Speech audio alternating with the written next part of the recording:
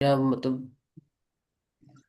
Depreciation आप जो है वो हम अपने कैपिटल गेन में से नहीं माइनस करेंगे। डेप्रिसिएशन वो तो हमने अपनी अकाउंटिंग बुक्स में रिकॉर्ड करना होगा ना।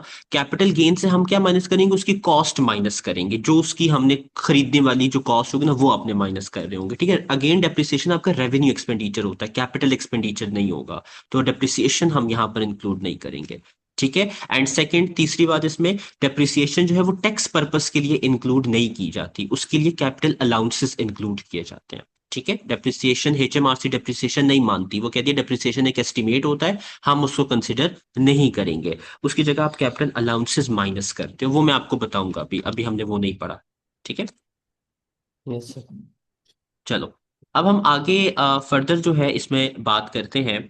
और अब हम जो है आगे देखते हैं। अच्छा देखिए, अब ये जो आपका कैपिटल गेन आया है, ठीक है, अब आपका टैक्स किस पे लगेगा? आपका टैक्स जो है वो लगेगा इस कैपिटल गेन पे। ठीक है।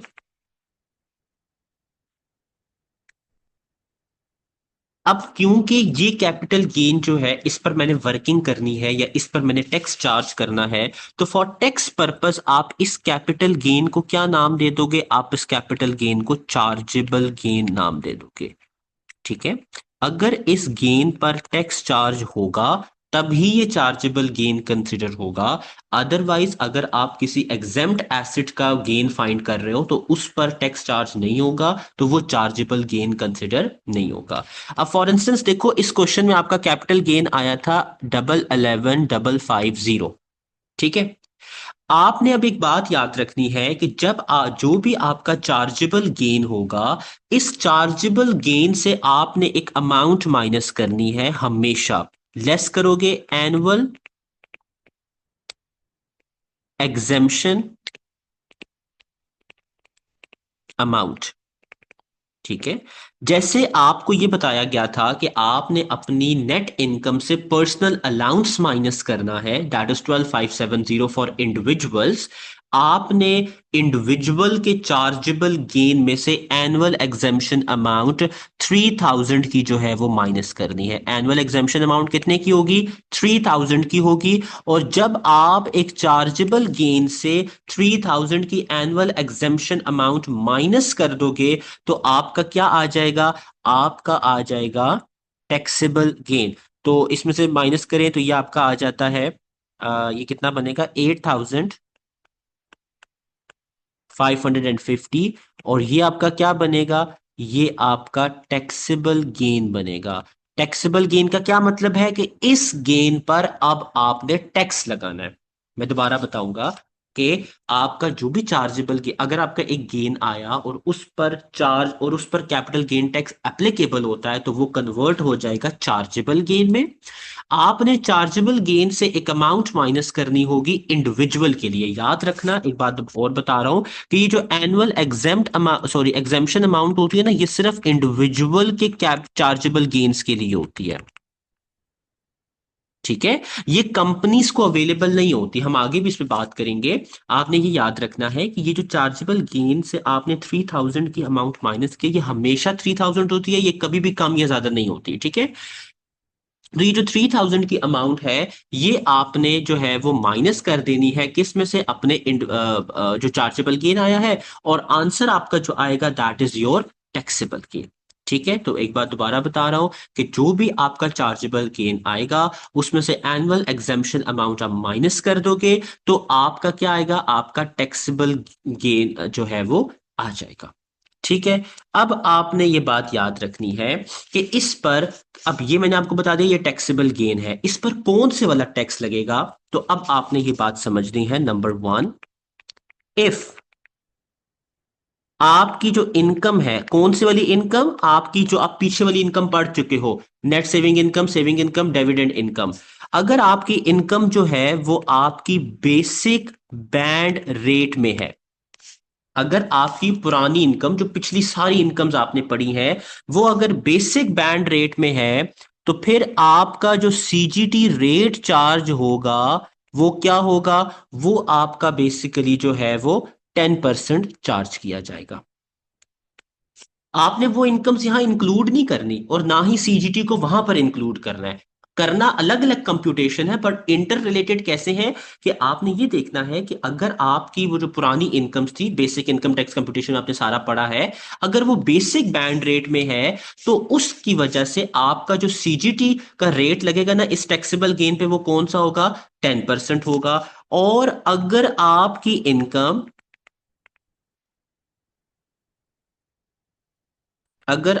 इनकम हायर बैंड रेट या एडिशनल बैंड रेट में है तो आपका सीजीटी रेट जो है वो आपका 20% चार्ज होगा। ठीक है, तो आई गेस यहां तक आपको ये समझ में आ गई क्योंकि बात कि अगर आपका बेसिक बैंड रेट जो है, अब अगर आपकी इनकम बेसिक बैंड रेट में है तो सीजीटी आपका 10% चार्ज होगा, और अगर इनकम आपकी हायर या एडिशनल बैंड रेट में है तो आपका सीजीटी 20% चार्ज होगा। ठीक है, आई होप सो यहां तक बात आपको समझ में आ गई होगी।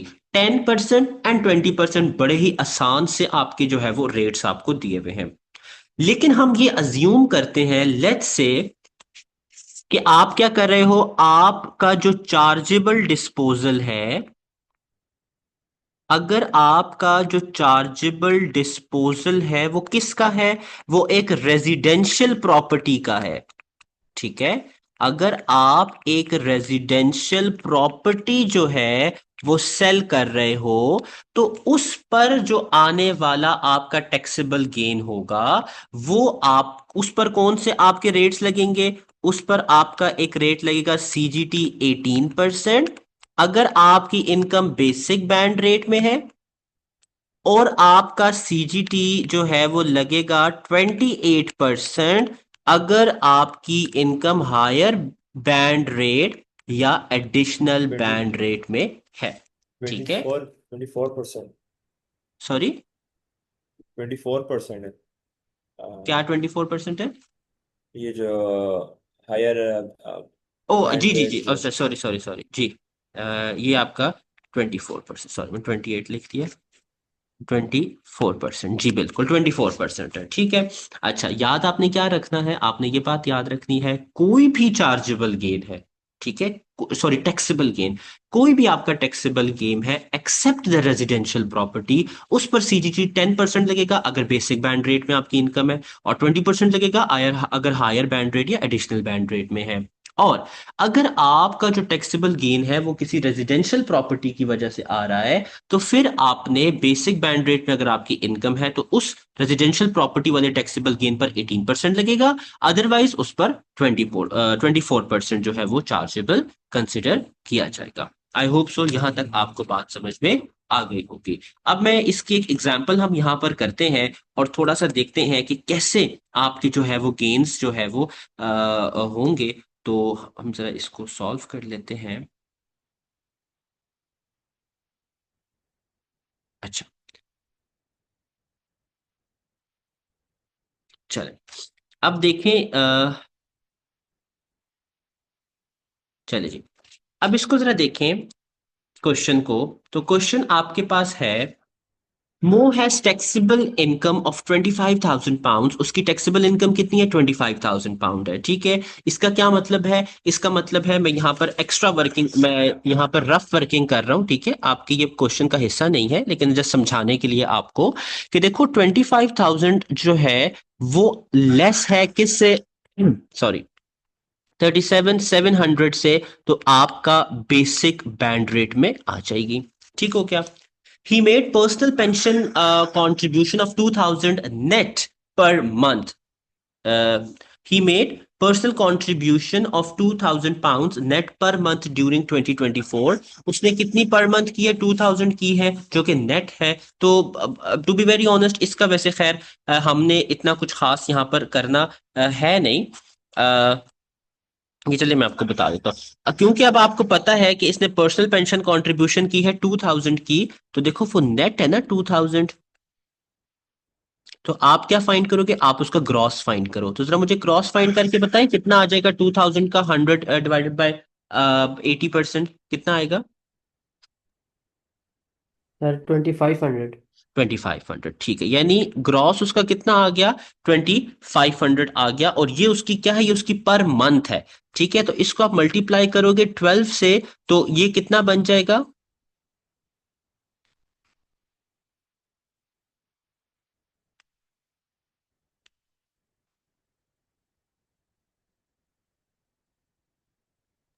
सर 30,000। 30,000 बन जाएगा, ठीक, सॉरी, ठीक है, 30,000 बन जाएगा। तो यानी उसने पर्सनल पेंशन कंट्रीब्यूशन पूरे साल की कितनी है, 30,000। अब आपको ये बात भी पता है कि पर्सनल पेंशन तो बैंड रेट को इंक्रीज कर देता है, तो बैंड जिधर हमारे पास 37,000 का था, उसमें 30,000 ऐड कर दिया, तो बैंड रेट हमारे पास कितना इंक्रीज हो गया, 67,700 पे चला गया। राइट, हमारा बेसिक बैंड रेट कितने पे चला गया, 67,700 पे चला गया। आई होप सो यहां तक आपको बात समझ में आ गई होगी। अब देखें, 67,700 में 25,000 तो आपका जो है वो यहां पर यूज हो गया होगा। ठीक है, अब आगे देखें, इन दिसंबर 2024 he makes a chargeable gain of 28,000। हमारी मेन वर्किंग ये वाली है। ठीक है, तो आपने यहां से स्टार्ट करना है, चार्जेबल गेन आपका कितना है, 28,500। अभी मैंने आपको एक बात बताई कि चार्जेबल गेन से आप क्या माइनस करोगे, आप माइनस करोगे अपनी एनुअल एग्जेम्पशन अमाउंट, इसको AEA आप लिख सकते हैं। ठीक है, वो कितनी है, वो 3,000 है। आई होप सो आपको समझ में आ रहा होगा। तो आप जब इसका डिफरेंस ले लोगे, दैट इज 25,500, तो ये आपका क्या बनेगा, ये आपका टैक्सेबल गेन बनेगा। ठीक है, अब देखो आपका जो टैक्सेबल गेन है, सॉरी, आपकी जो इनकम है, ये 25,000, ये आपकी कहां पर आ रही है, ये आपकी जो है वो बेसिक में आ रही है, लेकिन ये तो आपकी नेट इनकम है। राइट, आपने क्या करना है, इसमें से पर्सनल अलाउंस माइनस करो, 12570, क्या आंसर आएगा,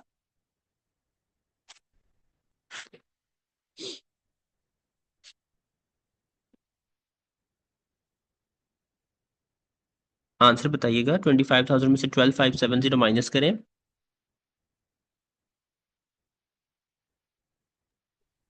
सर 12,430। सॉरी,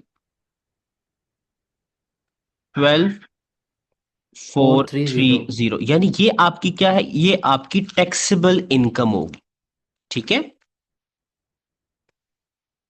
अब 67,700 का बैंड रेट था हमारे पास, उसमें से 12,430 की इनकम वाला बैंड यूज हो चुका है। तो जरा बताओ कि बेसिक बैंड रेट कितना मेरे पास बचा होगा after using this taxable income. 67,700 से 12,430 माइनस करो, तो पीछे कितना बेसिक बैंड रेट खाली बचा मेरे पास,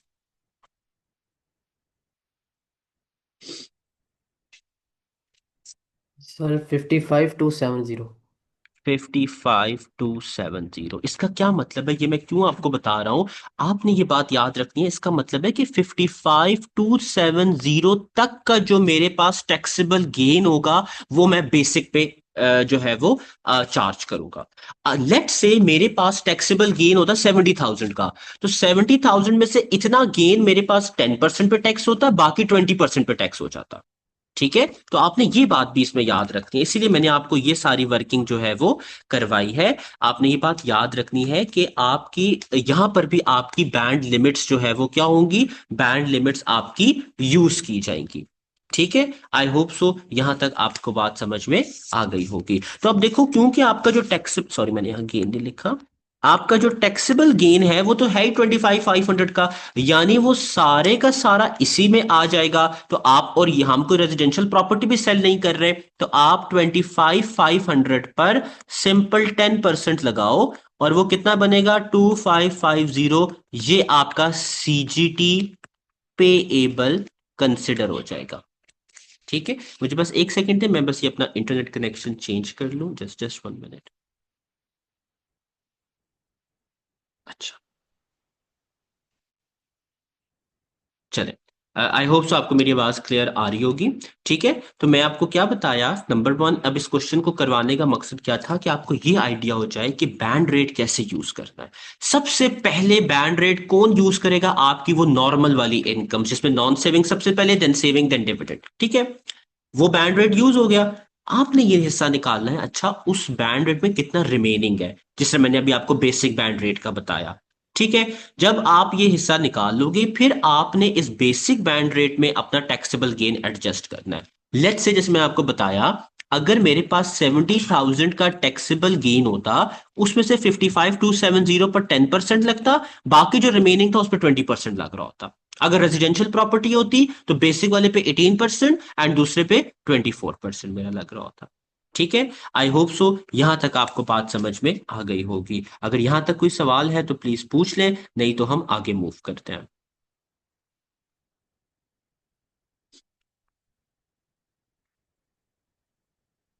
चले जी, अब हम आगे चलते हैं। अब तो हमने यहां तक जो है वो बात कर ली कैपिटल गेन की, लेकिन हर बार ऐसा नहीं होता कि आपको हमेशा ही कैपिटल गेन मिल रहा हो।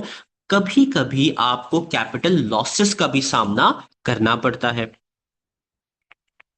तो जो हमारा नेक्स्ट टॉपिक है दैट इज कैपिटल लॉसेस। ठीक है, अब कैपिटल लॉसेस क्या होते हैं, आई गेस मुझे एक्सप्लेन करने की जरूरत तो नहीं होगी। कैपिटल गेन क्या होता था, जब आप कोई ऐसी चीज बेचो जिस पर आपको फायदा हो रहा है तो उस फायदे को कैपिटल गेन बोलेंगे। लेकिन अगर आप एक ऐसी चीज बेच रहे हो जिस पर आपको नुकसान हो गया तो वो जो डिफरेंस होगा वो कैपिटल लॉस हो जाएगा। 10,000 की चीज थी, आपने जो है वो 8,000 में सेल कर दी, तो देखो ना, disposals minus cost of sale करो तो 8,000 माइनस 10,000 दैट इज -2,000। तो ये आपका कैपिटल लॉस आ जाएगा। ठीक है, अब आपने ये कैपिटल लॉस की मैं आपको तीन बातें लिखवाता हूं। आपने सबसे पहले क्या बात याद रखनी है, नंबर वन, ये अपने थ्योरी पॉइंट ऑफ व्यू से बहुत जरूरी चीज है कि आपके जो करंट ईयर कैपिटल, मैं कैपिटल लॉस को सीएल लिख रहा हूं, ठीक है, current year capital loss must be first adjusted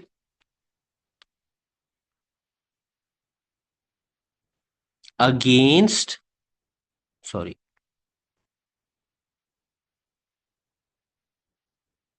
current year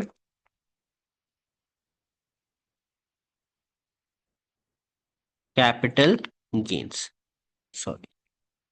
ठीक है, सबसे पहले वो क्या कहता है, वो ये कहता है कि देखो, हम अज्यूम करते हैं कि आपने इस साल 4 एसेट सेल कर दिए। 2 एसेट्स पर आपको गेन आया, 2 एसेट्स पर आपको लॉस आया।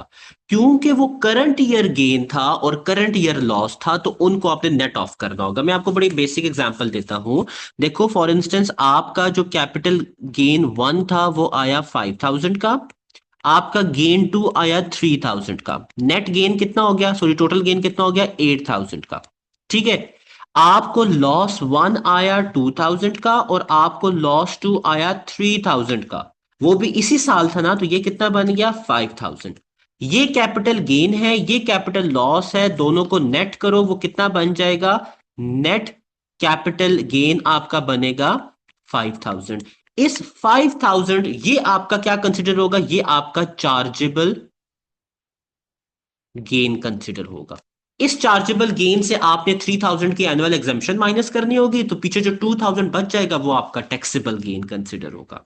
ठीक है, आई होप सो यहां तक आपको बात समझ में आ गई होगी। आपने क्या करना है, सबसे पहले आपने इस साल के जो लॉसेस होंगे उनको इसी साल के गेन से साथ जो है वो कंपेयर करना है। हम अज्यूम करते हैं कि चलो हमने इस साल के गेन्स के साथ भी कंपेयर कर दिया लेकिन फिर भी हमारे पास लॉस बचता है। ठीक है, तो उस केस में आपने ये बात याद रखनी है कि number two, remaining current year loss, current year capital loss will be carried forward, ठीक है, विल बी कैरिड फॉरवर्ड और आपने ये बात याद रखनी है कि जो कैपिटल गेन होगा वो जब अगले साल कैरिड फॉरवर्ड हो जाएगा तो वो किस अब इनकम से माइनस होगा, तो will be carried forward against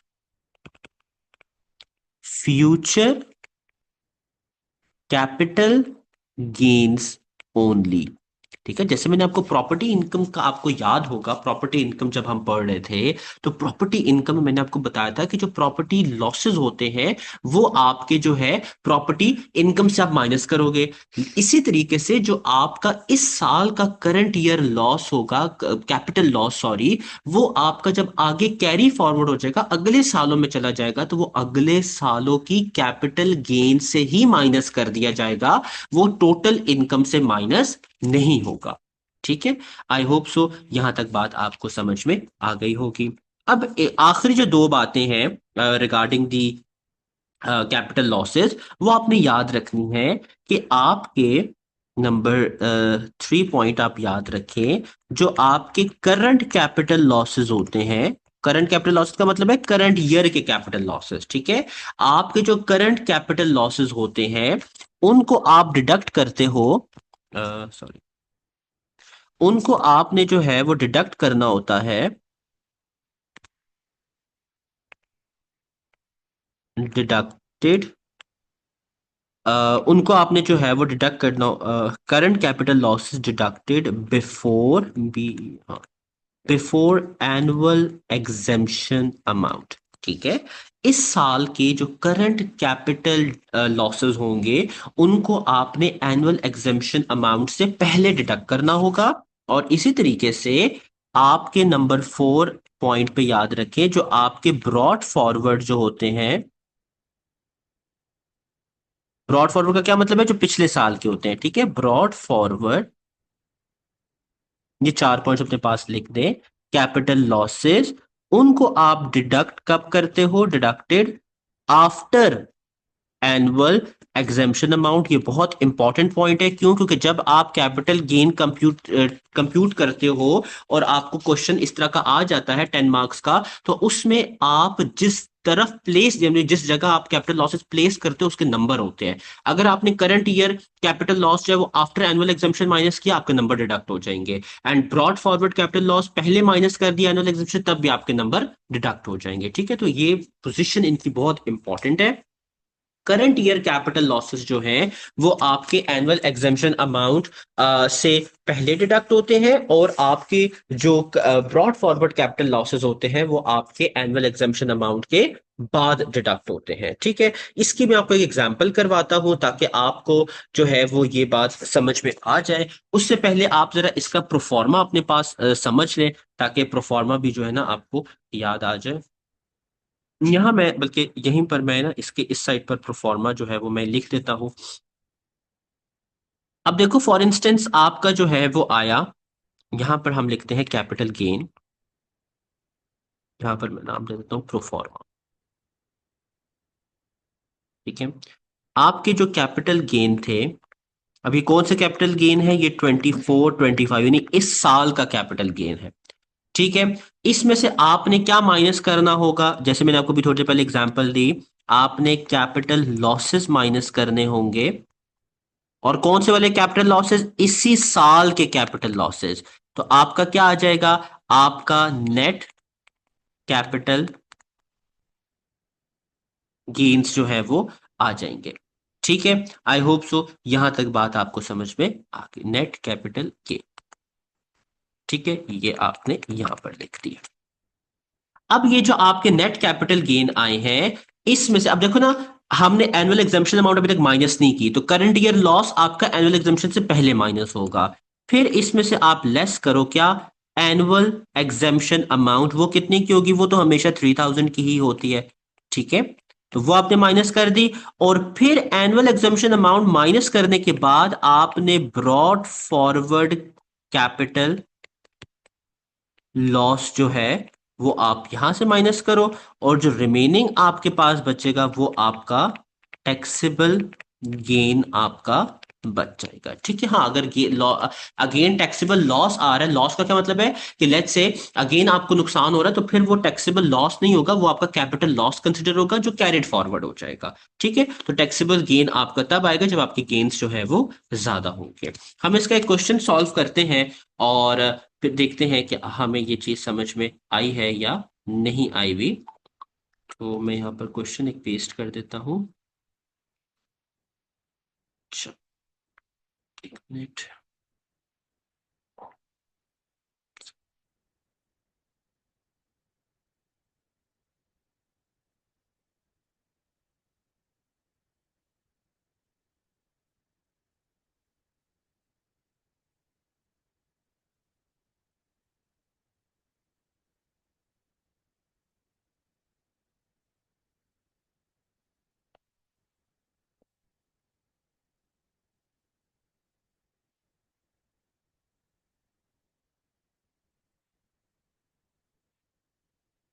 अच्छा, ठीक है, तो क्वेश्चन जरा देखिएगा इसका।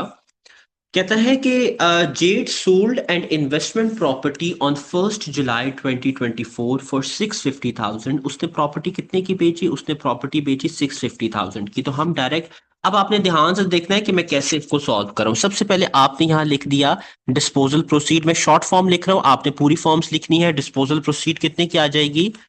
650,000 की। ड्यूरिंग द क्वेश्चन सॉल्व करते हुए आपको पाउंड्स का साइन डालने की जरूरत नहीं होती, क्योंकि आपको पता है कि सारी इनकम्स पाउंड में ही होती है, तो वो डालने की आपको जरूरत नहीं होती। ठीक है।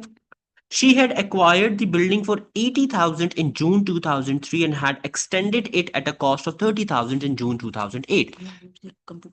अच्छा, ठीक है, जाओ। फिर उसके बाद आपने लेस करना है क्या? लेस आपने करना है कॉस्ट ऑफ सेल। चलो, कॉस्ट ऑफ सेल नहीं लिखते हम, यहां पर कॉस्ट टू एक्वायर या सिंपल इसकी कॉस्ट लिख देते हैं। कॉस्ट कितने की है जी? उसने 80,000 पाउंड्स का इसको खरीदा था। ठीक है, और उसके बाद उसने कुछ कैपिटल एक्सपेंडिचर भी करवाए हैं, तो मैं इसको CXP लिख देता हूं, कैपिटल एक्सपेंडिचर, जो कि आपका 30,000 का बन जाएगा। आई होप सो यहां तक आपको बात समझ में आ रही होगी। ठीक है। अच्छा, तो आपने क्या किया? आपने 80,000 का कॉस्ट भी माइनस कर दी, और आपने 30,000 की गेन्स, सॉरी, कैपिटल एक्सपेंडिचर भी जो है वो माइनस कर दिया। ठीक है, तो आपका अब इसके अलावा तो इस पे कोई रिलेटेड नहीं है, तो आप यहां पर करो, यहां पर इसका जो है वो नेट करो, और नेट आपका क्या आ जाएगा? 650 में से 80 गए, तो ये बना 600, और 780 में से 30 गए तो 750 आपका जो है वो इसमें से आंसर आ जाएगा। ठीक है, आई होप सो यहां तक आपको बात समझ में, सॉरी 7 नहीं 5 बनता है। देखिए कैलकुलेशन ठीक है।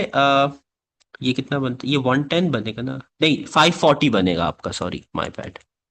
540,000 बन जाएगा। अब ये 540 क्या है? ये आपका चार्जेबल गेन है। ठीक है, आपने ये वर्ड्स याद रखने हैं, इन वर्ड्स को भी आगे पीछे नहीं करना। ये आपका चार्जेबल गेन आ जाएगा। ठीक है, आई होप सो यहां तक आपको बात समझ में आ गई। ये चार्जेबल गेन 1 है आपके पास। ठीक है।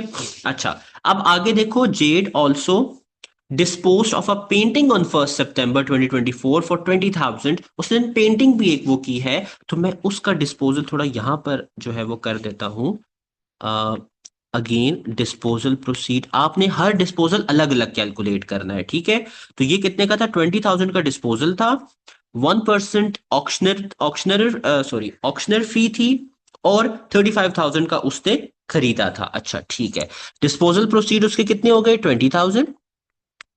आप लेस कर दो उसमें से, कॉस्ट कितनी थी, यानी कॉस्ट टू एक्वायर, वो थी 35,000 की, और उसके अलावा जो फी थी वो 1% थी, तो 1%, 2,000 का, सॉरी 20,000 का 1% जो है दैट विल बी 200। ठीक है, तो आप वो भी लिख दो। और इसके बाद आपका जो आएगा, तो 20,000 में से 35 गए तो 15,000 का आपके पास लॉस आया, और 15,000 के लॉस के बाद 200 और भी आए, तो वो that will be 15,200। I hope so आप लोगों को समझ में आ रहा होगा। अब ये 15,200 क्या है? ये आपका बेसिकली जो है वो कैपिटल लॉस हो जाएगा। ठीक है, कैपिटल लॉस। ठीक है। अब इस साल आपको चार्जेबल गेन भी हो रहा है, इस साल चार्जेबल कैपिटल लॉस भी हो रहा है, तो आपने फिर नीचे इनके वर्किंग लिख देनी है, net chargeable chargeable gain. Net current chargeable gain भी लिख दो, आपकी मर्जी है। नेट कैपिटल गेन भी लिख दो, आपकी मर्जी है। नेट करंट कैपिटल गेन लिख दो, तब भी आपकी मर्जी है। 540,000 में से 15,200 माइनस करें, जरा मुझे बताएं इसका क्या आंसर आ रहा है।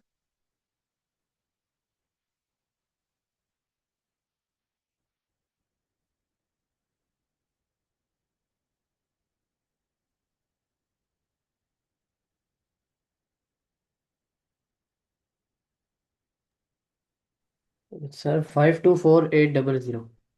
524800, चलो जी। ये हमारा क्या बन गया, ये हमारा चार्जेबल गेन बन गया। ठीक है। अब क्वेश्चन आपको दिखाने के लिए मैं लेफ्ट साइड पे लिखूंगा, लेकिन आप इसके नीचे ही कंटिन्यू करोगे। ठीक है। तो मैं यहां पर अब कंटिन्यू कर रहा हूं, अब वहां से यहां पर आ रहा हूं। ठीक है, लेकिन आपने नीचे ही कंटिन्यू करना है जब अगर आपको इस तरह का कोई क्वेश्चन आ जाता है। ठीक है। तो मैं देखो यहां पर लिखता हूं कि मेरा जो चार्जेबल गेन है, सॉरी, हाँ, मेरा जो, ओहो,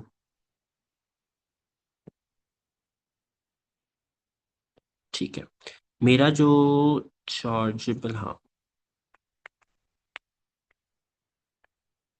मेरा जो चार्जेबल गेन बनेगा, सॉरी, वो बनेगा 524,800।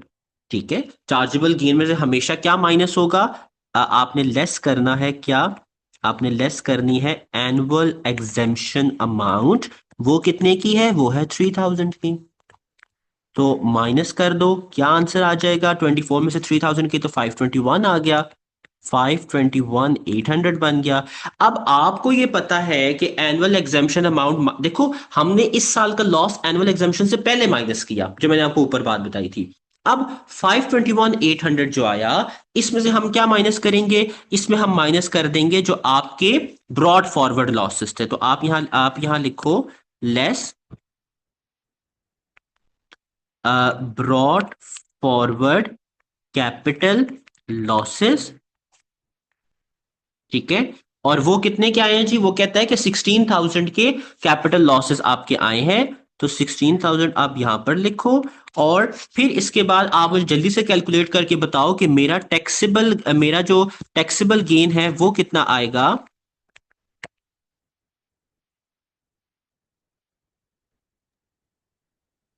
तो टैक्सेबल गेन में जल्दी से बताओ कितना आ रहा है। 505800। 505800, ये मेरा क्या है, ये मेरा टैक्सेबल गेन हो जाएगा। ठीक है। उसने क्वेश्चन में आपको ये बताया हुआ है कि जेड की जो टैक्सेबल इनकम है वो कितनी है, वो 22,000 है। अब आपको ये बात भी पता है कि 22,000 कहां पर फॉल कर रहा है। मैं इसकी वर्किंग जो है ना, आपको सेपरेटली करके बताता हूं, थोड़ा यहां पर ध्यान दीजिएगा। आपका जो बेसिक बैंड रेट है वो होता है 37,700 का, उसमें से आपने 22,000 ऑलरेडी माइनस किया हुआ है। तो मुझे बताओ रिमेनिंग बेसिक बैंड रेट मेरा कितना निकलेगा, मुझे जल्दी से ये कैलकुलेट करके बताओ।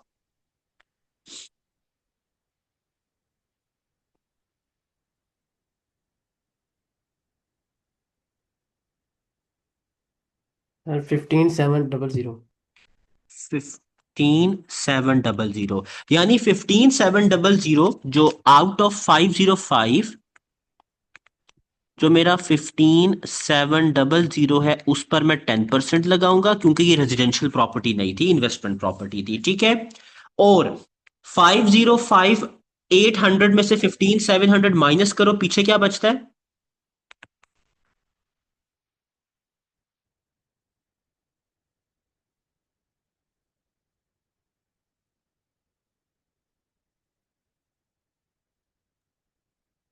सर 490100। 490100, इस पूरे पर क्या लगेगा, इस पूरे पर 20% लगेगा। तो जो भी इसका कैलकुलेट होता है, जो भी इसका कैलकुलेट होता है, उनको ऐड करो, वो आपका सीजीटी चार्ज हो जाएगा। ठीक है। आई होप सो यहां तक आपको बात समझ में आ गई होगी जी। यहां तक अगर कोई सवाल है तो प्लीज पूछ लें, नहीं तो हम थोड़ा सा मजीद आगे चलते हैं। या इस तरह करते हैं, इसको आज इतना ही रखते हैं, कल इंशाल्लाह हम फिर इसको आगे कंटिन्यू करते हैं। आपका ये काम क्या है आज का, कैपिटल गेन की थोड़ी सी बुक रीडिंग कर लें। चैप्टर नंबर 17 जो है ये है आपका, और इसको थोड़ा बुक रीड करें। थोड़े मे भी शायद हो सकता है कि थ्योरी में कुछ मुझसे मिस हो गया हो, तो वो ज़रूर पढ़ लीजिएगा, ठीक है। या स्टडी हब से इसको ज़रूर कवर अप करने की कोशिश करें। कल हम इंशाल्लाह इसको मज़ीद आगे जो है वो लेके चलेंगे, मज़ीद इसमें रेजिडेंशियल गेन्स की हम खास करके बात करेंगे इसमें, कि जब आप कोई अपनी प्रॉपर्टी बेचते हो जो रेजिडेंशियल बेसिस पर है, तो उस पर गेन्स कैसे चार्ज होते हैं। हम transfer of assets between spouses and civil partners की भी बात करेंगे। तो इन तमाम चीजों की हम बात जो है वो करेंगे। आज के लिए आई गेस इतना ही रखते हैं, कल हम फिर इसको यहीं से बाबू, आगे कंटिन्यू करेंगे। जी सॉरी, आप कुछ कह रहे हैं? मैं ये पूछ रहा हूँ, ये ओवरऑल जैसे आपने बताया है क्या प्लान के अकॉर्डिंग ये तकरीबन 5 से 6 चैप्टर्स बनते हैं, तो ये कितने दिनों में हो जाएंगे ये? ये अराउंड आपके 10 से 11 डेज, मोस्ट लाइकली आपके 10 डेज में ये चैप्टर आपका पूरा कंप्लीट हो जाएगा। कैपिटल गेन का जो सेक्शन है 20% जो बनता है ये आपके टैक्स कोर्स का, तो ये अराउंड आपके जहां तक मैं जो एस्टिमेट कर रहा हूँ, वो अराउंड 9 to 10 डेज में कंप्लीट हो जाएगा आपका। मतलब अक्टूबर मिड तक जो है या एंड तक जो है हमारा 70% कोर्स हो जाएगा। जी पहले होपफुली। ऑलरेडी 35 है, अभी जी 20% है। जी होपफुली हमारा अक्टूबर के एंड तक जो है वो आप कह लो कि हमारा सिर्फ सिर्फ जो है वो अराउंड 15-20% कोर्स रहता होगा, बाकी सारा हम इंशाल्लाह कंप्लीट कर चुके होंगे।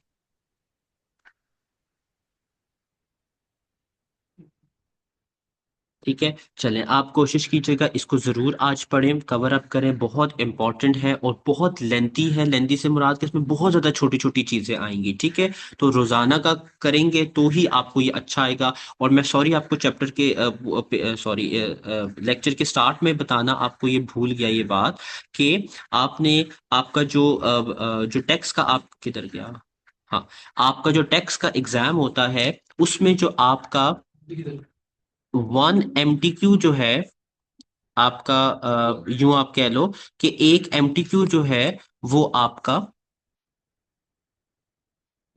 वो आपका CGT में से आने के चांसेस होते हैं, जो कि स्ट्रेट फॉरवर्ड 10 मार्क्स का होता है, ठीक है।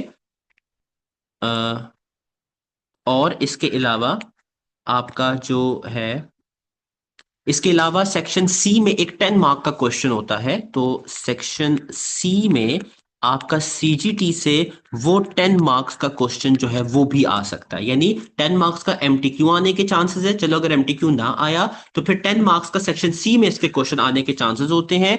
और सेक्शन ए में आप कह लो कि चलो अगर MTQ भी नहीं आता और अगर सेक्शन सी में भी नहीं आता, तो फिर आपके 6 to 8 मार्क्स जो है वो आपके सेक्शन ए में जरूर इसके आ सकते हैं, ठीक है। और इसके अलावा आपके इनकम टैक्स कंप्यूटेशन, जो मैंने आपको बताया था 15 मार्क्स का सेक्शन सी में क्वेश्चन आता है, उसमें भी कैपिटल गेन टैक्स जो है वो पूछा जा सकता है। तो ये बहुत इंपॉर्टेंट सेक्शन है, और ये दैट्स व्हाई आई मेंशन कि 20% जो है आपका टैक्स कोर्स जो है वो इसमें कवर होता है। कैप्लन में आई गेस 5 to 6 चैप्टर्स इसके जो है वो इंक्लूडेड हैं। तो हमने कैप्लन के अकॉर्डिंगली ये जो चीज स्टार्ट की है, ये आपका चैप्टर 17 से मेरे ख्याल से हमने उसकी थ्योरी की हमने बातें की हैं। तो स्टडी हब से पढ़ रहे हैं तो स्टडी हब में भी इसी तरह लिखा हुआ है। कैप्लन से पढ़ रहे हैं तो सॉरी चैप्टर 17 होगा, ठीक है। तो आप प्लीज कोशिश करें इसको, थ्योरी को जरूर पढ़ें, और जैसे जैसे हम रोजाना का कवर अप करें तो वो आप रोजाना का कवर अप करें, ठीक है। तो बाकी हम इंशाल्लाह जो है वो कल स्टार्ट करेंगे। चले, take care guys, see you tomorrow इंशाल्लाह, अल्लाह हाफिज।